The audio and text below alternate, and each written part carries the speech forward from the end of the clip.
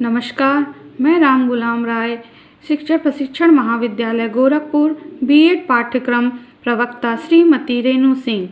आज मैं बीएड प्रथम वर्ष के तृतीय प्रश्न पत्र समकालीन भारत में शिक्षा विषय पर अपनी चर्चा प्रस्तुत करती हूँ। इसके पहले के लेक्चर में हमने वैदिक कालीन शिक्षा प्रणाली का प्रारंभ पढ़ा और वो कैसे संचालित होती थी उसके विषय में हमने जानकारी प्राप्त की। अब आती है बारी वैदिक कालीन शिक्षा प्रणाली के गुण दोषों की। तो वैदिक कालीन शिक्षा प्रणाली में अनेक प्रकार के गुण और दोष विद्यमान थे। सबसे पहले हम उसके गुणों की चर्चा करते हैं। तो सबसे पहले आता है वैदिक कालीन शिक्षा प्रणाली में निःशुल्क एवं निःशुल्क शिक्षा। जैसा कि हमने पहले ही बताया था कि वैदिक कालीन में शिष्यों से किसी प्रकार का शुल्क नहीं लिया जाता था। उस समय आश्रम की पूरी व्यवस्था गुरु के द्वारा संचालित होती थी और गुरु जो है आश्रम पर राजा का कोई अधिकार नहीं था। यह राज्य के सत्ता से बिल्कुल अधिकार से मुक्त था। गुरुकुल व्यवस्था को भिक्षाटन या दान के द्वारा जो आय मिलता था उसके द्वारा संचालित किया जाता था। गुरुकुल परंपरा में शिष्यों को भोजन, वस्त्र आदि जो व्यवस्था होती थी गुरु के द्वारा ही निःशुल्क होती थी। अब दूसरे नंबर पर शिक्षा का व्यापक अर्थ। जैसे कि मैंने पहले बताया, शिक्षा का संकुचित और व्यापक अर्थ क्या होता है। तो वैदिक कालीन शिक्षा प्रणाली में जब बालक अपने गुरुकुल शिक्षा को समाप्त कर लेता था तो उसका समावर्तन संस्कार होता था। समावर्तन संस्कार में समारोह में शिष्य जो है अपने गुरु के पास जाता और गुरु उपदेश देता कि आपकी शिक्षा यही नहीं समाप्त हुई, आप ब्रह्मचर्य जीवन को यापन कर अब गृहस्थ जीवन में प्रवेश करने जा रहे हैं। अपने आप को आलस्य को त्याग कर आपको स्वशिक्षित होना है। मनुष्य जब वाणिप्रस्थ आश्रम में जाता है तो संसार से बिल्कुल वैराग्य धारण कर लेता है और निरंतर वह अध्ययन और चिंतन करता है और अनेक तरह के शास्त्रों का अध्ययन करता है और उसमें जो गुण निकलता है वह जन सामान्य को शिक्षा के लिए बहुत महत्वपूर्ण होता है और अपने जो निष्कर्ष वो प्राप्त करता है लोगों को वह अपने निष्कर्षों को बताता है जिससे आम जनजीवन उससे लाभ मिल सके। वैदिक काल शिक्षा में शिक्षा का जो उद्देश्य था वह अत्यंत ही व्यापक। उस काल में शिक्षा द्वारा मनुष्य का मानसिक, शारीरिक तथा चारित्रिक विकास किया जाता था तथा मनुष्य को सामाजिक एवं राष्ट्रीय विकास के बोध कराया जाता था। इस तरह से उनके शिक्षा का जो उद्देश्य था अत्यंत ही व्यापक था ताकि लोग शिक्षित होकर जन सामान्य की सहायता करें और अपने देश का विकास करें। अब चौथे नंबर पर शिक्षा का व्यापक पाठ्यचर्या। जैसा कि मैंने बताया कि शिक्षा के दो पाठ्यचर्या थे। पहला प्रारंभिक स्तर की शिक्षा की पाठ्यचर्या, फिर दूसरा उच्च शिक्षा की पाठ्यचर्या। तो जो शिक्षा का पाठ्यचर्या था वह अत्यंत ही व्यापक था। शिक्षा के पाठ्यचर्या को समांतर मुख्यतः दो भागों में बांटा गया, परा और अपरा। परा में हम आध्यात्मिकता के बारे में अध्ययन करते हैं तथा अपरा शिक्षा में हम भौतिक जो सामान्य जनजीवन के विषयों के बारे में अध्ययन करते हैं। इस प्रकार से वैदिक कालीन शिक्षा प्रणाली की जो पाठ्यचर्या थी वो अत्यंत ही व्यापक थी। अब पाँचवें नंबर पर उत्तम शिक्षण विधियों का विकास। जैसा कि मैंने बताया कि वैदिक काल में अनेक प्रकार की शिक्षण विधियों के प्रयोग से हम शिष्यों को शिक्षा देते थे। उसमें मौखिक, कंठस्थ, कहानी के माध्यम से तथा अन्य प्रश्नोत्तर विधि, तर्क विधि, नायकी पद्धति और व्याख्यान विधि एवं अनुकरण विधि अनेक अन्य विधियों के माध्यम से हम शिक्षण बच्चों को कराते थे जिससे उन्हें कोई चीज़ आसानी से समझ में आ सके। यानी कि उस समय भी यह तय हो गया था कि शिक्षा को सुचारू रूप से संचालित करने के लिए हमें अनेक प्रकार की शिक्षण विधियों का प्रयोग करके छात्रों को शिक्षा जो माध्यम है उसको सरल एवं सुचारू रूप से हम संचालित कर सकें। और उसमें सबसे प्रमुख था जो शिक्षा का माध्यम था वो पूर्णतः संस्कृत भाषा में ही शिक्षा को बच्चों को दिया जाता था। इसके बाद 6वें नंबर पर अब गुरु एवं शिष्यों का अनुशासित जीवन। जैसा कि मैंने पहले ही बता चुके हैं कि जो वैदिक काल शिक्षा प्रणाली थी वो बहुत ही कठोर अनुशासित थी। उसमें जो छात्र एवं गुरु दोनों ही अनुशासन का पूर्ण पालन करते थे।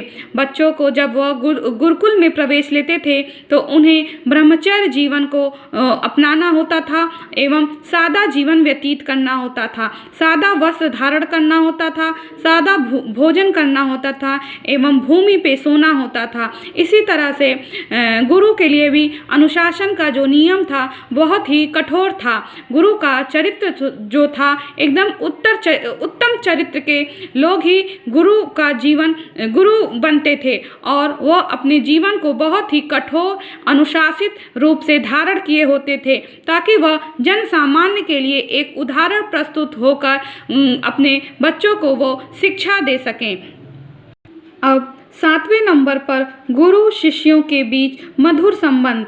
वैदिक कालीन शिक्षा प्रणाली में जो गुरु और शिष्य परंपरा थी वो बहुत ही मधुर थी। गुरु जो है अपने शिष्यों को पुत्र के भांति उनको समझता था तथा शिष्य जो हैं गुरु को अपने पिता के भांति समझकर उनका सेवा आदर एवं उनकी सारी जो भी वो कहते थे उनको वो मानते थे और दोनों के बीच जो संबंध था वो बहुत ही मधुर था। यह वैदिक कालीन शिक्षा प्रणाली का सबसे अच्छा गुण है जहाँ पे गुरु जो है अपने सभी शिष्यों को एक समान देखते थे। परंतु उत्तर वैदिक काल आते आते जो शिक्षा की व्यवस्था थी वो वर्ण पद्धति में आई जिसमें केवल ब्राह्मण क्षत्रिय एवं वैश्य के बच्चों को ही शिक्षा का अधिकार था और शूद्र के बच्चे शिक्षा ग्रहण नहीं कर सकते थे। फिर भी वहाँ पे आने पे जो गुरु शिष्य परंपरा थी या संबंध था वो भी बहुत अच्छा एवं मधुरमय था। उन दोनों का संबंध जो था बहुत ही मधुर था। अब 8वें नंबर पर गुरुकुलों का उत्तम पर्यावरण और संस्कार प्रधान जीवन पद्धति। यानी कि जो हमारी गुरुकुल आश्रम होते थे वो प्रकृति के सुरमय गोद में हुआ करते थे। यानी कि सामान्य भौतिक जीवन से दूर वनों में हमारी गुरुकुल आश्रम होते थे और बच्चों को वहाँ जो संस्कार मिलता था वह एकदम उत्तम होता था। यानी कि जब बच्चे गुरुकुल में प्रवेश करते थे तो उनका उपनयन संस्कार होता था। उपनयन संस्कार में सर्वप्रथम बच्चों को गुरु के समीप आना होता था और उन्हें अपना ये गृहस्थ जो घर का वस्त्र था उन्हें त्याग करके और आश्रम का जो वस्त्र था धारण करा के गुरु द्वारा कुछ कहे गए मंत्रों का उच्चारण करना होता था और यज्ञ आदि करके उन्हें जनेऊ धारण कर वो गुरुकुल में प्रवेश करते थे। उन्हें अनेक तरह के धार्मिक संस्कारों की शिक्षा दी जाती थी और उन्हें नैतिक विकास भी किया जाता था। यानी कि जो गुरुकुल पद्धति में संस्कार होते थे वो बहुत ही उत्तम होते थे। उनका विकास उत्तम होता था। वो अपना शारीरिक मानसिक तथा चारित्रिक विकास को अति उत्तम तरीके से धारण करते थे। तो गुरुकुल का जो वातावरण था वो बहुत ही उत्तम था और वहाँ के जो बच्चों को संस्कार दिया जाता था गुरु के माध्यम से बच्चे उसे एक सुसंस्कारी बालक होके अपने जो ब्रह्मचर्य जीवन को यापन करते थे। इसी तरह से अनेक तरह के गुण वैदिक काल शिक्षा प्रणाली में अनेक प्रकार के गुण हुआ करते थे। अब आइए हम जानते हैं वैदिक काल शिक्षा प्रणाली के दोषों के बारे में। सबसे पहले शिक्षा का शिक्षा राज्य का उत्तरदायित्व नहीं, यानी कि वैदिक कालीन शिक्षा प्रणाली में जो था, शिक्षा जो है गुरु के अधीन था, यानी एक व्यक्ति के अधीन था, उस पर राज्य का कोई अधिकार नहीं था। तो इस तरीके से हम ये भी कह सकते हैं कि वैदिक कालीन शिक्षा प्रणाली में गुरु जो है अपने हिसाब से सब कार्य करता था, और इसके अनेक दोष भी थे और अनेक हमें हानियां भी हुई। अगर शिक्षा पर राज्य का अधिकार होता तो वो सभी के लिए समान शिक्षा होता, जैसे कि आज के वर्तमान हमारे भारत में ही सब पढ़ें सब बढ़ें, और इसमें जो शिक्षा का अधिकार है वो सभी के लिए है। तो जब वैदिक कालीन शिक्षा प्रणाली आरंभ हुई, तो जब उत्तर वैदिक कालीन आते आते शिक्षा पे केवल ब्राह्मण, क्षत्रिय, वैश्य इन्हीं बच्चों को बस शिक्षित किया जाता था, शूद्र के बच्चों को शिक्षित नहीं किया जाता था। तो इस तरीके से हम कह सकते हैं शिक्षा पर जो अधिकार था वो एक व्यक्ति के ही हाथों में रहता था, वह सभी के लिए नहीं था। वैदिक काल शिक्षा प्रणाली में शिक्षा के दोष के अंतर्गत अब दूसरा आता है आय के अनिश्चित स्रोत एवं भिक्षाटन, यानी कि कहने का जो तात्पर्य है, जो वहाँ के आय का स्रोत था वो अनिश्चित था, यानी कि भिक्षा के माध्यम से ही हम अपने जो गुरुकुल आश्रम की व्यवस्था है उसी को संचालित करते थे।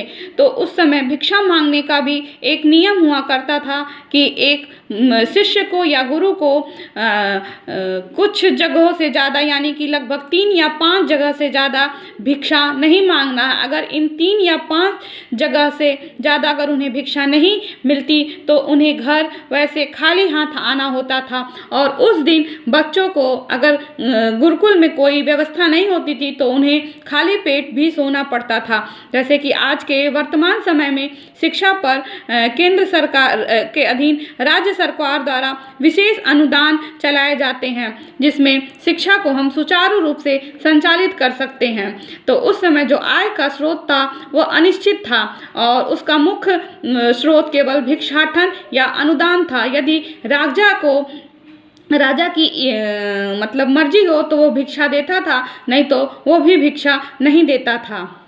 अब तीसरे नंबर पर रटने पर अधिक बल।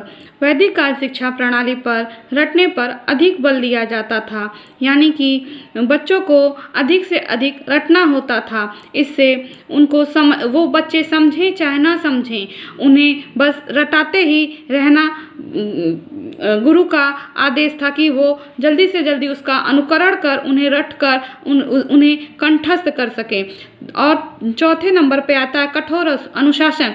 वैदिक कालीन शिक्षा में बहुत कठोर ही अनुशासन था। उस समय शारीरिक दंड का भी विधान था। यदि कोई छात्र भूलवश किसी उससे त्रुटि या कोई गलती हो गई तो उसे शारीरिक दंड भी दिया जाता था। अब बारी आती है जन शिक्षा का अभाव। तो जैसा कि मैंने पहले ही बताया कि वैदिक काल शिक्षा प्रणाली को 2 भागों में बांटा गया। पहला प्रारंभिक वैदिक काल, दूसरा उत्तर वैदिक काल। उत्तर वैदिक काल आते आते जो शिक्षा था वो वर्ण व्यवस्था पे आरंभ हो चुका था। उसमें ब्राह्मण, क्षत्रिय, वैश्य के बच्चे ही शिक्षा ग्रहण कर सकते थे और सामान्य शूद्र के बच्चे नहीं, यानी कि जो शिक्षा की व्यवस्था थी, जन शिक्षा का बहुत ही अभाव था। और वैदिक काल शिक्षा प्रणाली में स्त्री शिक्षा का समुचित व्यवस्था का अभाव बिल्कुल था, यानी कि वैदिक काल शिक्षा प्रणाली में जो गुरु थे उन्हीं की पुत्री शिक्षा ग्रहण कर सकती थी, और अधिक से अधिक राजा अपने दरबार में गुरु को बुला के अपनी पुत्रियों को शिक्षा देते थे। यहाँ पे स्त्री शिक्षा की जो व्यवस्था थी वो समुचित नहीं थी, और केवल कुछ ही घर की स्त्रियां शिक्षा ग्रहण कर सकती थीं। वैदिक काल शिक्षा प्रणाली में जो शिक्षा की अमनोवैज्ञानिक संरचना थी, यानी कि जो शिक्षा था वो केवल एक पक्षी यानी गुरु ही था, जबकि आज वर्तमान में हम सबसे पहले शिक्षा का केंद्र बालक को मानते हैं। यानी जो शिक्षा की संरचना होती है बालक होती है, वो पूर्णतः मनोवैज्ञानिक ढंग से उनकी संरचना की जाती है। तो वैदिक कालीन शिक्षा में शिक्षा की अमनोवैज्ञानिक संरचना थी। इस तरह से कुल मिला जुला के हम यह कह सकते हैं कि वैदिक कालीन शिक्षा प्रणाली में अनेक प्रकार के गुण भी थे तो उसमें दोष भी विद्यमान थे, परंतु हम यह नहीं भूल सकते कि हमारी जो शिक्षा का आरंभ हुआ वो वैदिक कालीन शिक्षा प्रणाली से यानी प्राचीन शिक्षा से ही प्रारंभ हुआ। और उन्होंने जो एक उदाहरण प्रस्तुत किया, आज वर्तमान में भी हम उनके कुछ उदाहरणों को लेकर आज वर्तमान समय में भी मनोवैज्ञानिक ढंग से शिक्षा की संरचना कर हम आज अपने बच्चों को शिक्षा देते हैं। आज के लिए इतना ही, धन्यवाद।